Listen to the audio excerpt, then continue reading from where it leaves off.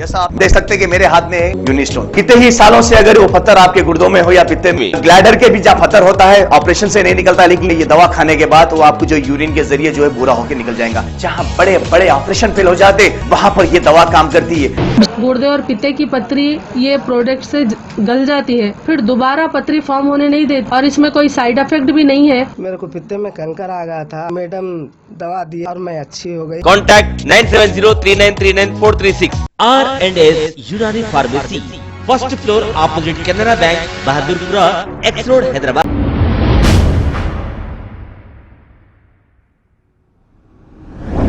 अस्सलाम वालेकुम नाजरीन, मैं हूं अब्दुल अयाज। आइए देखते हैं आज का खबरनामा। चार मीनार के पास GHMC की जानिब से सैनिटाइजेशन किया गया है। आइए देखते हैं ये रिपोर्ट।